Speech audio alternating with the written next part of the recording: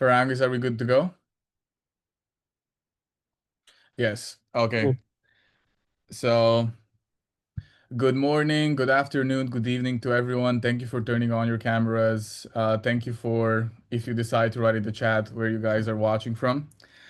Today, we're going to be having the IEO Best Practices webinar.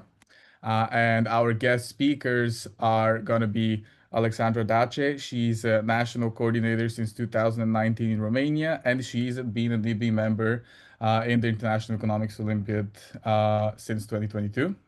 Hello, everyone. Yes. And our second speaker is going to be Bernard Anan. He is the national coordinator in Ghana since 2019. Hello everyone. Thank you, Bernard. Uh, just to introduce myself briefly, I'm Jordan. I am the International Economics Olympiad representative in Bulgaria since this year. And thank you for letting me moderate this webinar. So we're going to go through four main parts that are going to be first, the application process in the first year of the Olympiads. Second, the organization and the management of how it happened, maybe some tips that Alexandra and Bernard can give. Third, the academic structure and the development of the actual selection of the team. And finally, how they established the long-term partnership with the IEO. So as I said, firstly, the application process. I want to give the floor to either Alexandra or Bernard. I want to ask you guys, how did you approach your first year application? I know it's been 2019, it's been a couple of years. For me, it's fairly recent, but if you remember anything interesting or something that was remotely challenging, maybe, can you share with us? Yeah, thank you. My just as you said, my name is Bernard Anan. I first heard of IEO in 2017 when Daniel visited the IGSO in the Netherlands. That's where I first heard of it. But we're trying to attend the 2018, which didn't kind of seem possible. So the 2019, we reached out and they gave us the outline. So it came with like all that we need to make sure that it's in the application letter, like your long term map, financial, everything. So it came with some form of outline. So we stood on this outline to apply for the IEO, and interestingly, we got accepted. So we did the selection, which will come to how we did the selection process. Then we were lucky to attend the IEO 2019 in St. Petersburg. Yes. Bernard, just a little follow-up before we go to Alexandra. I wanted to ask you, how did you reach out to the IO? Maybe like just a phone call or an email. What was I mean, the... the communication has interestingly mostly been via email. I think now that they've been a development with WhatsApp and all that, but before the communication was mostly via email.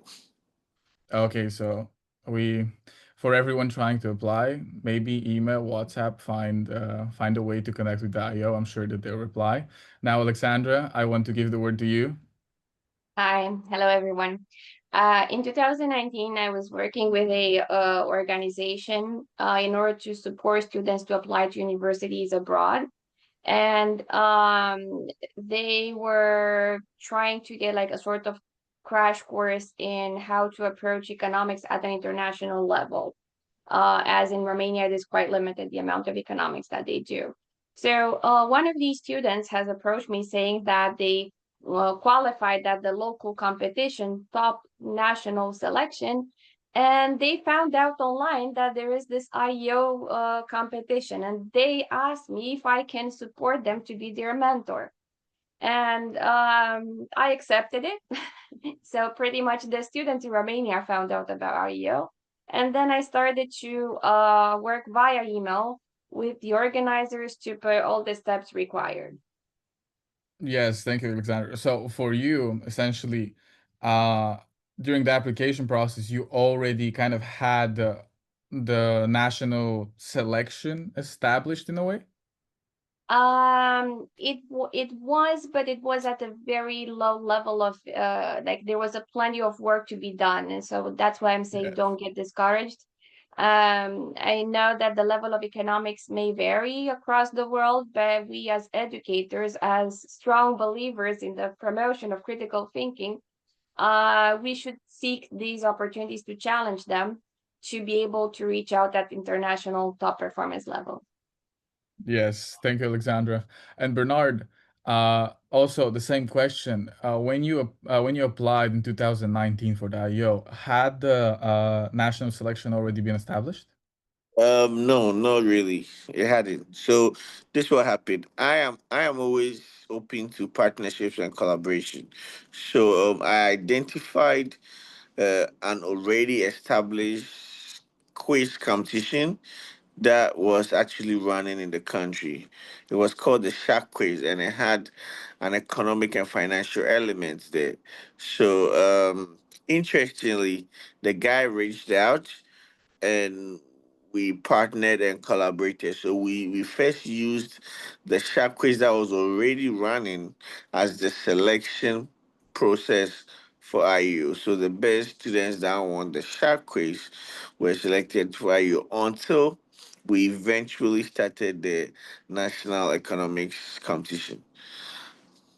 Yes, thank you, Bernard. Yeah, so I think it's pretty safe to say that you can start with whatever is already established, and then you can move and build onto it.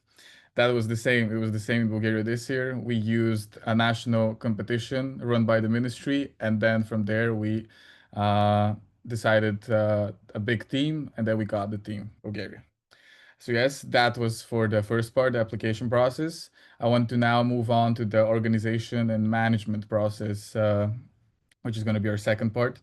Alexandra, I have the first question is going to you. I want to ask you, in your first year, did you work independently or did you involve any other institutions, like any other partners, maybe NGOs or businesses? How did that go? I pretty much reached out to everyone, everyone that was willing to hear and willing to support. Obviously, I tried to reach out to the local competition that was already existing, the state organized, but that was, I know how communication may be quite difficult with the state organizations in the first years, so that did not give out too much support. But through the NGOs that I was already working and supporting students to be applying to top universities abroad, I found support. I found interest in promoting this. So partnerships have started to arise in terms of building the preparation for students. So obviously for economics, I try to mentor them and support them. But in terms of business case and finance, I reached out to the ones that I considered that they would be in the best place to support. So to marketing departments for the business case and to for the financial one to the finance departments of the companies that will be willing to hear and to support. So yeah. Yeah. Also, a side note, I want to say that, for example, how I did it in Bulgaria was I did not consult anyone, which might be bad or might not be. I did not consult anyone from the actual competition. I just invited all of the kids that placed top three from each age group to participate in the Olympiad. So this can be a very bootstrap method. Just find the schools and email the schools, and then they can connect with the kids themselves and invite them and see if they want to or they're willing to join for the first year. I think we lost Bernard somewhere. If I may add something in the meanwhile, indeed, as we look at our national competitions, I'm not sure how is the context for the other participating countries, but we have students that are in schools that are being taught in a different language than the Romanian one. So in a world that it is more international, and as the language of the competition is English, in the first year I just grabbed what was available in terms of the students' interest, but starting 2020, I have made it available to all students enrolled in Romanian schools by making the competition from scratch in English, with the clear goal of participating in international competitions such as IEO. Yes, great. Thank you, Alexandra. And now on to Bernard. Bernard, when you started in 2019 or even 2018, when you were thinking of applying, did you work independently or Uh, did you have just just partners? just just as I said, I personally have a biochemistry background, so I don't really have anything about like economics. So I really needed partnership. I really needed some form of collaboration. So just as I said, I partnered with the African School Online, which was already doing the shark quiz. So they had the economics and the financial literacy elements in their competition. So they already had the teachers and all that. So partner with them really took off some kind of stress from me because we used their already established quiz at that time for the selection, and they already had the trainers. So their trainers trained them because interestingly, IU already had the syllabus and all that online, so it was easy for us to access these syllabus as a guide for the training. And also, there was a past question for the 2018 there, so it was also easy to at least have an idea of the questions. So based on the syllabus and the past question, the trainers used that to train the case. So we partner with African School Online, and of course we've always had a form of partnership with the Ministry of Education because they normally do the communication, and sometimes too they also help us with some form of financial support. So we also have a partnership with the Ministry of Education. So it wasn't difficult for us to get like a letter from the ministry that approved our participation in the Olympiad. So yeah, so the Ministry of Education, Ghana, and African School Online at that time were like our major partners at that time. But now we have different and new partners. Yes. Thank you, Bernard. So it's pretty safe to say that you don't need actual economics background in order to try and establish Ex- the IEO. exactly. Yeah. Yes.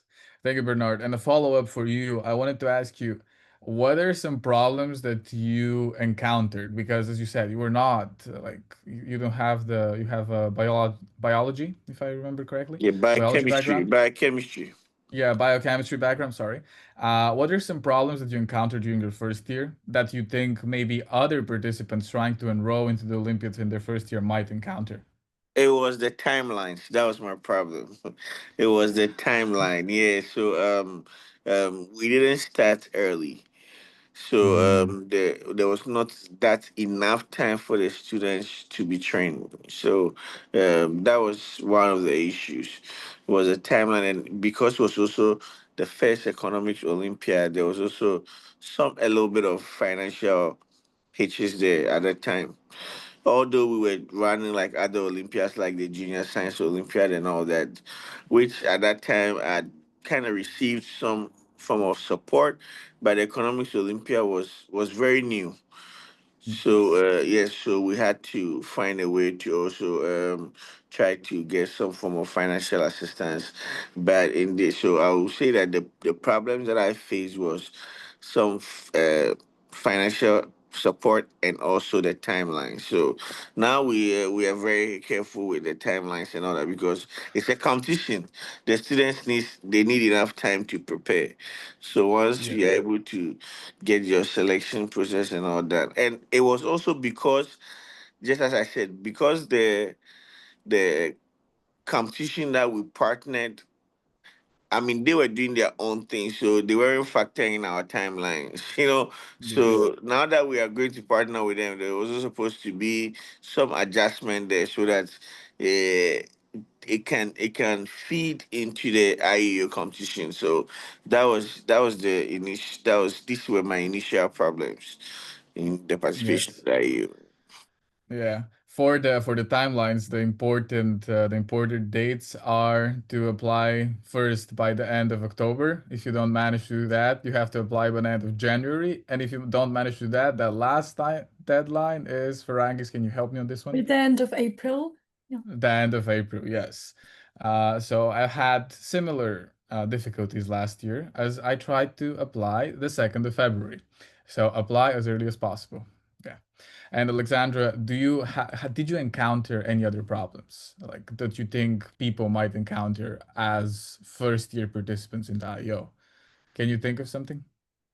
I was trying to think about when I applied, and the memory did Yeah. not help me with this. But I guess is trying to map out all the stakeholders that should be involved in order to determine the success of it. Like looking back, I think that the strength of what I've done was in the fact of communicating with companies, schools, public, private, whoever would hear me out, I would talk to them so Mhm. as to raise awareness and interest. The more you try to figure things out by yourself, the less traction you get, and more people, then the depth of your project is likely to become higher the more people find it relatable, and they have something to share and contribute with. Yeah, so in a way, one of your best practices was networking and reaching out to everyone who might be interested in it. Yeah. Do you have any like other tips for like organizational and managerial? Like, did you have a big team? Like, did you create a big team I've or I guess here it comes back to context. I'm the most experienced international economics teacher in my country. And by having this, I was able to reach out to other private schools, but also because I have graduated one of the top public schools in Romania, I've also have reached out to my former principal, and he was very much willing to support and raise traction through the public school system. So finding the network of public school system, private school system, and trying to disseminate the information out there, I guess that's the best way forward, in my view at least. yes, yes, yes. And as to not discourage anyone by the fact that Alexandra is actually very cool.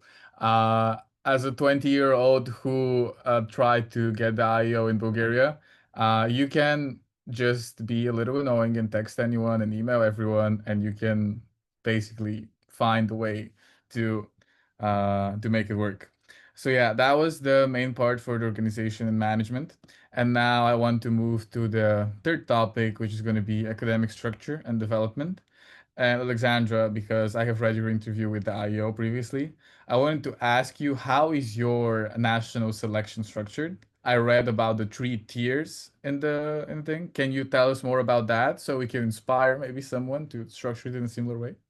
So I guess the first year and the easiest one to run it would be the multiple choice selection. And then because that can be handled through a forms, a Google Forms, a Microsoft Forms, and that gives you an instant result. That and then it's moving to finding some regional partners to be able to host essay-based competition. What I would suggest is to reach out to universities and then to private schools. Why in this order in particular is because, well, universities do have a vested interest in getting to know the best students, the ones that are interested in outreaching anything beyond the regular curriculum. And second, private schools, let's face it, they have an interest to develop their image, and being involved in such events is useful for them as well. So try to find a common ground of mutual interest, let's say. And then the third tier is the bringing them together for the national selection. Here I can share some of my mistake, if I may. Yes, please do that. It will be very Because useful. I was in such a rush to just get it done, I was organizing the multiple choice selection, the regional essay based, and then the national selection. But then I realized that, and then I was trying to put together some additional lessons for the top 5 participants that were going to go forward to the IEO. But then those particular students start to experience some other trade-offs. Let's say they have other competitions or whatnot. So It means that I was trying to put out a best list of speakers. A lot of effort was going into making sure that we offered the best free training with best selected people, and not they were not necessarily showing up. So I twisted things a little bit around. After regional selection, I bring a cohort of top 30 students, whatever the host will be willing to have me. I bring them together for 3 days, 3 days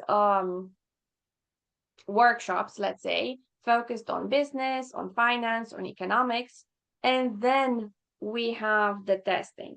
So it means that you bring out more, you share and you disseminate more wealth of knowledge to a wider group of students, not just to the necessarily the top five. And they are then they are more keen to pursue and do that, even it's not that year, then in the upcoming years.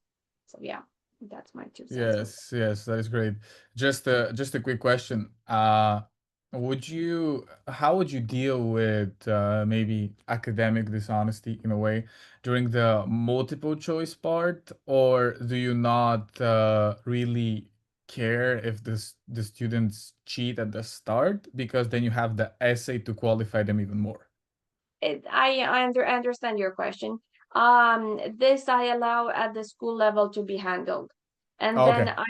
I do ask them to be sending a signed sheet to have a representative that has uphold the integrity of the examination. Mm, I mean, I'm not going to comment more on this. So I do Yes, yes. have the preferred, what would be best case scenario.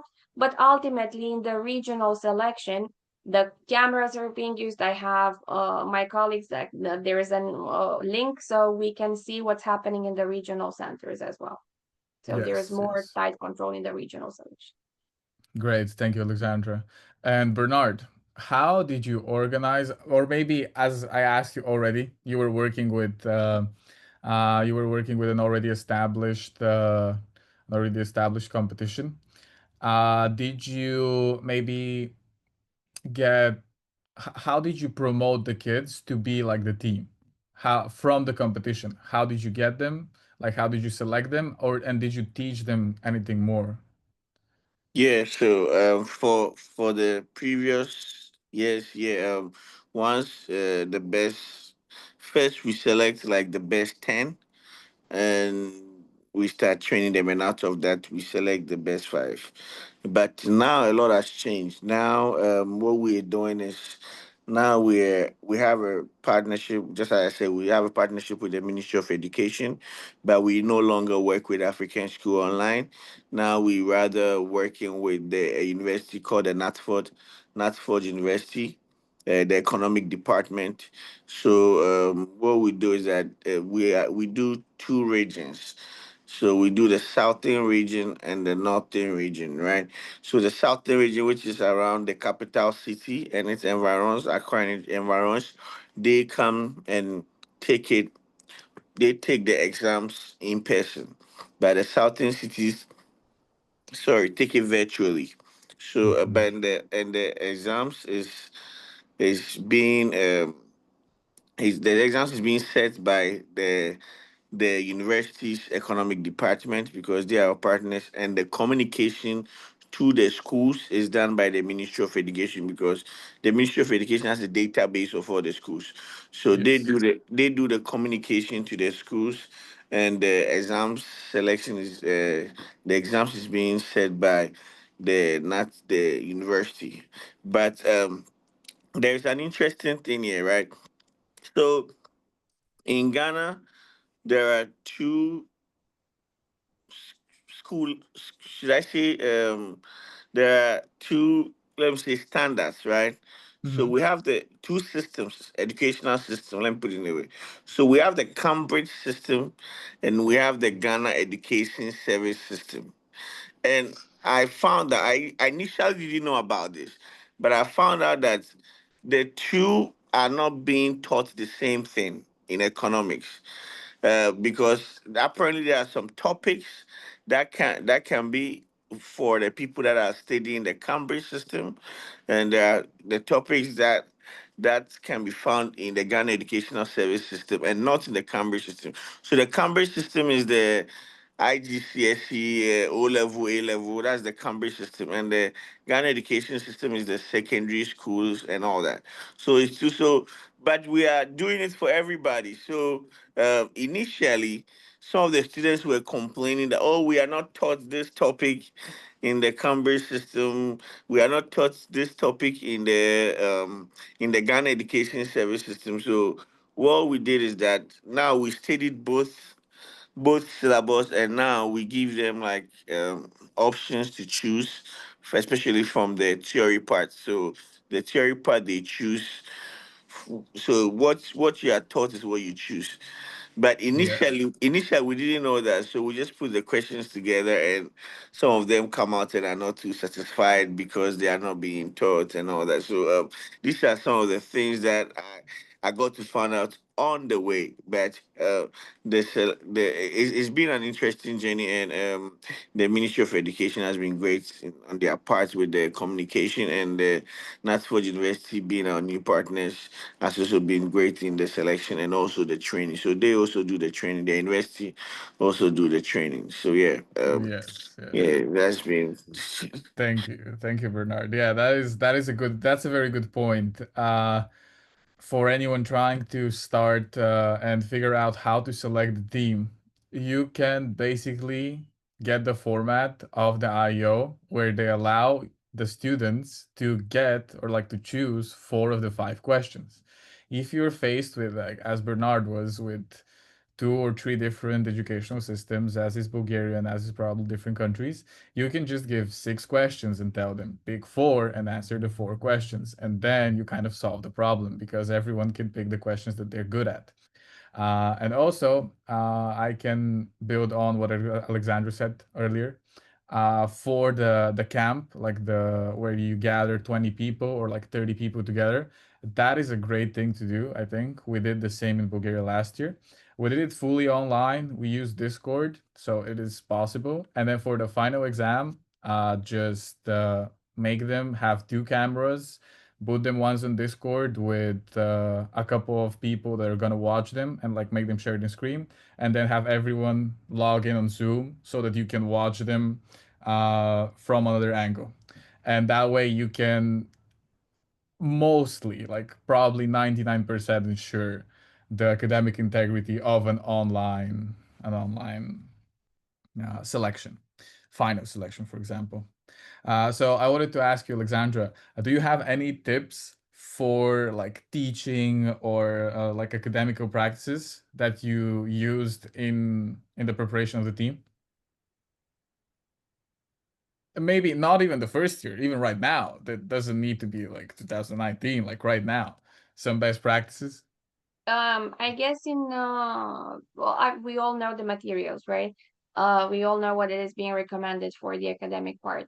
Again, coming back to the idea of getting traction and communication, at the moment I have a partnership with a state institution called the Center of Excellence of Bucharest, so like the name of the capital. That means that through the NGO that I run, we offer free lessons of economics for students that just need to connect online. So we have been splitting it into 20 lessons. So we start in September, and we finish in February. And these lessons take place online every Saturday. So, and again, it's about building community. And I work with teachers that have more than 15 years of experience in teaching economics. So they connect online. They provide their input. They ask questions. They prep exercises for them. So that increases inclusivity of the process and making sure that the selection is not about the ones that have access to some teachers or whatnot. We make it available for all the ones that are genuinely interested in. Okay, thank you very much. So that was the most part for the academic structure and the development. And now I want to move on to the long-term partnership. So, Alexandra, as we know, you are now an executive board member. How did you transition from a 1 year agreement to a 3 year agreement? Do you have any tips on maybe application process, starting early, or like how to secure the funding, the long-term funding, stuff like that?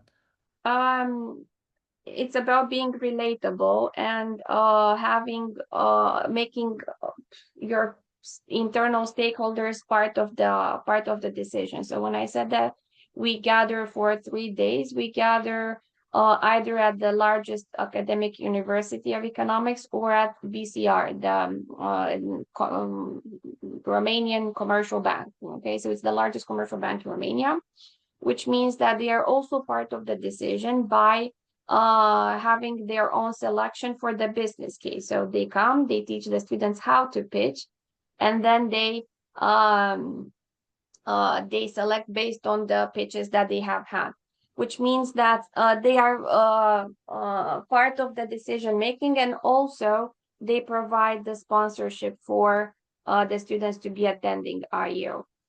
In all the practice that I do is that I believe in free access to education. So I'm not raising money per se, so I'm not asking for fees. And then the partnerships that I work with, they see the students and they get to know them and prepare them. And also with Ernst& Young, I work for the financial part, and as well, they train them, they see them, they give them a test. So it's economics, but finance and business case come from the practitioners, let's say, and they are the ones also endorsing and supporting this cost. Because yeah.